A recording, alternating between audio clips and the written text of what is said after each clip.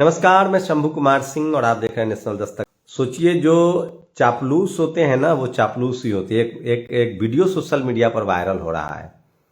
नाम है उस शख्स का, पत्रकार है अशोक श्रीवास्तव। वो पहले डीडी न्यूज में पहले भी था।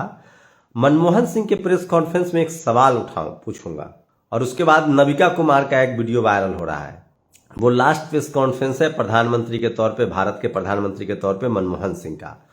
तो सोचिए, ये अशोक श्रीवास्तव जो अभी प्रधानमंत्री मोदी जी से की चापलूसी में इंतहा पार करता है, ये मनमोहन सिंह की भी चापलूसी ही करता था। तो इस देश में जो मनुवादी पत्रकार हैं वो सत्ता के साथ बदलते रहते हैं। कल अगर ये सत्ता बदल गई तो यकीन मानिए इन सब की भाषा बदल जाएगी। बस शर्त ये है कि वो सरकार गैर सवर्ण सरकार हो। लालू यादव, नीतीश कुमार, मुलायम सिंह यादव, मायावती, अखिलेश यादव की सरकार ना हो। सोचिए किस तरह से शिबू सोरेन और समाजवादी पार्टी को बदनाम किया जा रहा है। बाकायदा समाजवादी पार्टी ने तो दीपक चौरसिया के खिलाफ शिकायत दी है। हेमंत सोरेन को बदनाम किया जा रहा है, तेजस्वी यादव को बदनाम किया जा रहा है, नीतीश कुमार के मजाक उड़ाया जा रहा है। खैर, आज सबसे पहले बात माता सावित्रीबाई फुले की। सोचिए, आज सोशल मीडिया का दम देखिए, बहुजनों की एकजुटता देखिए। आज सारे चैनल्स, एक तो जनसत्ता पर मैंने खबर देखी है, उसमें खबर लिखा हुआ है जो हम लोग बोलने से परहेज करते थे, क्योंकि तिलक जो है वो स्वतंत्रता सेनानी भी थे। स्वतंत्रता हमारा जन्म सिद्ध अधिकार है, ये नारा उन्होंने दिया था। लेकिन ये भी फैक्ट है कि बाल गंगाधर तिलक सावित्रीबाई फुले के महिलाओं के लिए स्कूल खोले जाने का विरोध कर रहे थे। प्लेग जब फैला पुणे में तो माता सावित्रीबाई फुले अपने बेटे यशवंत के साथ लोगों की सेवा करते हुए शहीद हो गए। तिलक ने कहा था कि हमारे लोग घरों से न निकले। आप सबको पता है ज्योतिबा फुले साहब की आर्टिकल को छपने नहीं दिया था पैसा देने पर भी। बाद में ज्योतिबा फुले ने उनकी आर्थिक मदद भी की। तो खैर, ये सारी खबरें जनसत्ता में भी आज छपी है। और सोचिए, तमाम टेलीविजन चैनल अब जो है सावित्रीबाई फुले की खबरें दिखा रहे हैं। उनके जो जीवन संघर्ष है, उनका जो सामाजिक योगदान है वो। और आज तो उर्मिला मातोंडकर, योगी आदित्यनाथ, इन सब लोगों का ट्वीट भी मैंने देखा। तो ये बहुजन समाज, आज खड़गे जी ने जयपाल मुंडा को भी याद किया। सोचिए, 10 साल पहले, 5 साल पहले ये हालात नहीं थे। बहुजन समाज के महापुरुषों पर कोई बात करने वाला नहीं था। ये सब कुछ इसलिए हो रहा है क्योंकि बहुजन समाज रेसिस्ट कर रहा है। अयोध्या मंदिर में 2 पुजारी शेड्यूल कास्ट और 1 ओबीसी के होंगे।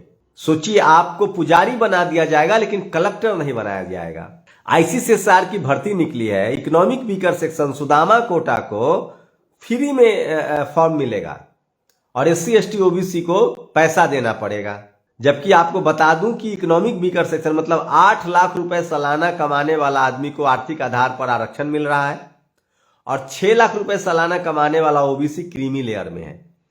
तो ये इसीलिए हो रहा है क्योंकि आप अपने संवैधानिक अधिकारों के लिए सजग नहीं है। लेकिन आज मैं खुश हूं कि चलिए, बहुजन समाज इसे जीत के तौर पे देखता है कि आज माता सावित्रीबाई फुले को लोग याद कर रहे हैं और उनके बारे में लोग खबरें बता रहे हैं। तो ये कम से कम आपकी एकजुटता, आपकी ताकत है, जिसका नतीजा है। और अब आगे बढ़ते हैं। सोचिए, सोशल मीडिया पर जो लगातार खबरें वायरल है कि भारत का मनुवादी मीडिया कभी भी सवर्ण सरकारों से सवाल नहीं पूछता है। आज अखिलेश यादव ने भी माता सावित्रीबाई फुले की जो जयंती है वो मनाया। तो देर सवेर ही सही बहुजन समाज के लोग जागरूक हो रहे हैं और उसका असर राजनीति पर भी पड़ रहा है। सोचिए, जिन लोगों ने शिक्षा 100% अपने कब्जे में रखा था, जो महिलाओं को शिक्षित नहीं करते थे, अपनी समाज की महिलाओं को भी शिक्षित नहीं करते थे, वो था मनुस्मृति। माता सावित्रीबाई फुले ने अगर 1848 में स्कूल न खोला होता तो आज कोई भी बहन बेटी कलेक्टर, इंजीनियर, एसपी, राष्ट्रपति, प्रधानमंत्री नहीं बन पाते। और जयपाल मुंडा को भी लोग, आज आप लोग आदिवासियों को लोकतंत्र नहीं सिखा सकते, बल्कि समानता और सहअस्तित्व उनसे ही सीखना होगा। जयपाल सिंह मुंडा झारखंड आंदोलन में महत्वपूर्ण भूमिका निभाने वाले आदिवासी समाज के हितों के महान रक्षक जयपाल सिंह मुंडा की जयंती पर सादर नमन। आज सोचिए, माता सावित्रीबाई फुले और जयपाल मुंडे का नमन है। और जयपाल मुंडे साहब का भी बड़ा योगदान था। मैं चाहता हूं कि उनको भी आपको बताऊं। वे केवल एक प्रतिष्ठित राजनीतिक पत्रकार एवं शिक्षाविद थे, पर उनकी कप्तानी में 1928 के ओलंपिक में भारत ने हॉकी के लिए पहला स्वर्ण पदक भी प्राप्त किया। तो खड़गे साहब ने ट्वीट किया है, खड़गे जी को हॉकी में बड़ा इंटरेस्ट है। मैं फिर कह रहा हूं, ये बड़ी खबर है जो सोशल मीडिया पर वायरल है। और अब दिखाता हूं एक प्रेस कॉन्फ्रेंस जो आज जो चापलूसी की इंतहा पार कर रहे हैं पत्रकार, वो मनमोहन सिंह की भी चापलूसी करते थे। ये सुनिए। अशोक श्रीवास्तव, डीडी न्यूज से।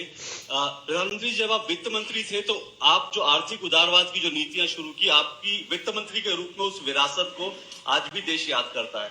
अब आज जबकि आपने ऐलान किया है कि अगली बार आप प्रधानमंत्री पद की दौड़ में नहीं होंगे, तो प्रधानमंत्री के तौर पर आपकी विरासत को, आपको क्या लगता है देश कैसे याद रखे? Navika Kumar from Times Now, and my question to you is again related to corruption. Ashok Srivastava, DD news से। प्रधानमंत्री, जब आप वित्त मंत्री थे तो आप जो आर्थिक उदारवाद की जो नीतियां शुरू की, आपकी वित्त मंत्री के रूप में उस विरासत को आज भी देश याद करता है। अब आज जबकि आपने ऐलान किया है कि अगली बार आप प्रधानमंत्री पद की दौड़ में नहीं होंगे, तो प्रधानमंत्री के तौर पर आपकी विरासत को, आपको क्या लगता है देश कैसे याद रखे? Navika Kumar from सोचिए, ये आदमी तब भी चापलूसी कर रहा था मनमोहन सिंह का, ये आज भी चापलूसी कर रहा है। नविका भले सवाल पूछ रही थी, वो कह रही है कि मैं करप्शन पर सवाल पूछना चाहता हूं। तो सोचिए, इस देश की जो मनुवादी मीडिया है, जातिवादी मीडिया है, वो तभी सवाल पूछता। कुछ तो पत्रकार चापलूस होते हैं, जिसकी सत्ता उसकी चापलूसी। एक और बड़ी खबर है, प्रधानमंत्री के बारे में खबर फैलाई गई कि वो एक गरीब परिवार के यहाँ गए थे, और गरीब परिवार, सोचिए, पुन प्रसून वाजपेयी की इसलिए नौकरी गई थी, एक खबर उसने कर दिया था, गैस सिलेंडर नहीं मिला था। प्रधानमंत्री जिस घर में गए उसमें एक दिन पहले सिलेंडर आया था। अभी बनारस गए थे वो, जिस महिला के यहाँ गए, चाय पी, उस महिला खुद कह रही कि सिलेंडर मिला एक दिन बाद, उनके जाने के बाद आयुष्मान कार्ड मिला। तो प्रधानमंत्री जिसके घर में जाएंगे, इसका मतलब है कि उज्ज्वला योजना घर घर तक नहीं पहुंचा है। ये सुन लीजिए आप। गैस कब से मिला है? ये कल मिला है। कल मिल गया जी। अच्छा, तो गैस चलाना आता है? जी, कल सीखे हैं। कल सीख लिए। प्रधानमंत्री का वीडियो सोशल मीडिया पर वायरल हो रहा है। वो जहां गए थे एक दिन पहले गैस पहुंचा था। Railway official who gave PM selfie booth cost info सनटेड। राहुल गांधी ने ट्वीट किया है, शहंशाह की रजा, सच का इनाम सजा। प्रधानमंत्री मोदी का 7 months after taking charge, central railway chief public relation officer Shivraj Manaspure was unexpectedly transferred on December 29। दरअसल सेल्फी बूथ लग रहे हैं प्रधानमंत्री के सारे सरकारी विभागों में। एक रेलवे जो बूथ लगा रहा है उसमें जानकारी है आरटीआई से कि 6,25,000 रुपए का खर्चा है। अभी जानकारी वायरल हो गई कि 6,25,000 का एक सेल्फी बूथ बन रहा है। इसके बाद उस शख्स को मतलब ट्रांसफर कर दिया गया। तो सोचिए किस हद तक खबरें सरकार के। एक पत्रकार ने ट्वीट किया कि अब तो रिटायर अधिकारी भी नहीं बोलना चाहते हैं, पता नहीं पेंशन रुक जाए। और एक सूर्य प्रताप सिंह, रिटायर्ड आईएएस, घोर जातिवादी मनुवादी, लगातार सपा बसपा के और सोशल जस्टिस की बात कर रहा था, अब उसकी धैर्य जवाब दे गया है। अब वो जमकर, कहीं कोई नस दब गया होगा, जमकर प्रधानमंत्री और बीजेपी की संघ की तारीफ कर रहा है। शरद यादव जी को चुनाव हराने वाला क्यों चाहेगा कि इंडिया गठबंधन चुनाव जीते? ये सूर्य प्रताप के बारे में बता रहे हैं शरद यादव। 80 में आप यूपी के बदायूं से चुनाव लड़ते हैं, जीतते हैं, 91 में हार जाते हैं। सामाजिक न्याय का एक हीरो यूपी की जमीन पे हारता है, क्या हालात थे, क्या वजह थी? नहीं, मैं तो 7-8 वोट, 1000 वोट से हारा। पूरा देश मेरे खिलाफ लगा था। त्रासदी है। मंडल जो है वो लगा तो पूरा का पूरा जो है वो मेरे क्षेत्र में। इवन बीपी सिंह जी का प्रोग्राम लोगों ने नहीं होने दिया। वो कलेक्टर जो वहां था वो राजपूत था। 91 में? हाँ, उसने कहा कि यहाँ दंगा हो जाएगा, बहुत मुश्किल फंस जाएंगे आप। तो बीपी सिंह जी मेरे प्रोग्राम में नहीं आए। यानी सूर्य नारायण नाम का एक कलेक्टर था, अभी यूपी का होगा क्या है वो। उसने, मैं हारता नहीं, उसने मुस्लिम मोहल्ले में बहुत बड़ा लाठीचार्ज किया। वोटिंग वाले दिन? हाँ, वोटिंग वाले दिन उसने बहुत बड़े पैमाने पर लाठीचार्ज किया। मैं हारा नहीं, हराया गया, और देश भर का आदमी वहां पड़ा हुआ था। सोचिए, दिलीप मंडल तो खामोखा बदनाम है। इसलिए मैं कह रहा हूं, इंडिया गठबंधन तभी चुनाव जीतेगा जब वो जो सवर्ण को जो टिकट दिया जाता है वो जब सूर्य प्रताप सिंह ऐसा आदमी यूटर्न मार सकता है। इंडिया गठबंधन के चुनाव जीतने का एक ही तरीका है कि जो टिकट वो सवर्णों को दे रहे हैं, जो 15% जिनकी आबादी है, वो टिकट दलित, पिछड़े, आदिवासी और मुसलमानों को बढ़ाए। दलित, पिछड़े, आदिवासी, मुसलमानों को वो टिकट बढ़ाए, किसानों में वो टिकट बढ़ाए, जाट, गुर्जर, पटेल, मराठा, इनको वो टिकट दे ताकि उस संख्या में संसद आए। सवर्ण समाज का टिकट काटना पड़ेगा क्योंकि वो कभी भी यूटर्न और वो वोट देते नहीं है। जैसे बीजेपी मुस्लिम समाज का टिकट काट देती है। 18% मुसलमानों का टिकट काट कर वही टिकट दलित पिछड़े आदिवासियों को बढ़ा देते हैं। सवर्ण को वो भरपूर टिकट देते हैं। कुछ टिकट जो मुस्लिम वाला संख्या बच रहा है वही दलित पिछड़े आदिवासियों को देते हैं। SC ST अभी भी रिजर्व सीट पर ही चुनाव लड़ रहे हैं। इस बार इंडिया गठबंधन का यही मूल मंत्र है, यही फॉर्मूला है। अगर मेरी किसी नेता से मुलाकात होगी तो मैं बताऊंगा, वैसे मैं कल भी वीडियो इस पर बनाऊंगा। बीजेपी वाली पॉलिसी अपनानी पड़ेगी।